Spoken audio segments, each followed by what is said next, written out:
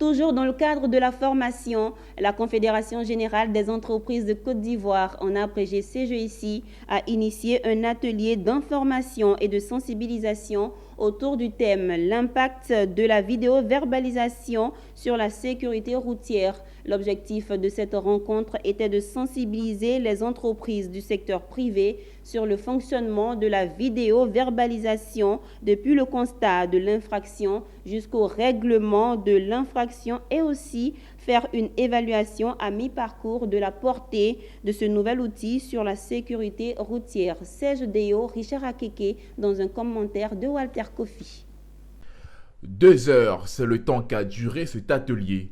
Entreprises, sociétés d'assurance réunies en ce jour avec une thématique claire, l'impact de la vidéo-verbalisation sur la sécurité routière. 6 000 à 7 000 infractions notifiées par SMS à leurs auteurs dès le premier jour de l'utilisation de la vidéo-verbalisation. Des chiffres alarmants qui mettent en lumière l'urgence d'éduquer la majorité des usagers de la route et plus particulièrement les entreprises au respect du code de la route. Il y a tout un gros travail qu'il faut faire dans les écoles, un peu partout, pour pouvoir toucher réellement les gens. Si on veut avoir un effet plus important, il y a un gros travail vraiment de communication, d'éducation aussi à faire, de sensibilisation. Sensibiliser, c'est aussi faire connaître le processus depuis l'infraction commise jusqu'au paiement. À la lecture d'une plaque d'immatriculation, auteur d'une infraction, les images ou bien la vidéo sont remontées au centre de contrôle qu'on a appelé le centre de gestion intégrée de la mobilité. Là-bas se trouvent des policiers assermentés, en l'occurrence de la police spéciale de la sécurité routière, qui acte les contraventions. Ensuite, le dispositif récupère cette information-là pour la notifier aux contrevenants, avec la base de données qu'on a constituée depuis un certain nombre de temps. Donc, on retrouve vos informations, vos contacts et on vous notifie l'infraction.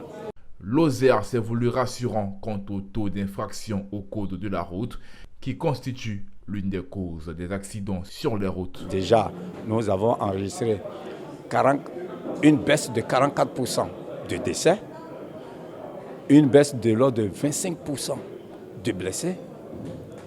Au nombre des infractions, il en est de même, c'est déjà positif. Ce n'est pas suffisant.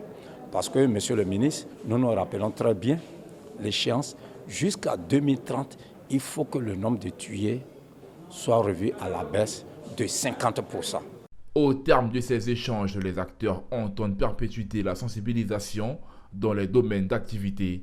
Lancé en septembre 2021, le dispositif de la vidéo-verbalisation a contribué à réduire les accidents dans le Grand Abidjan.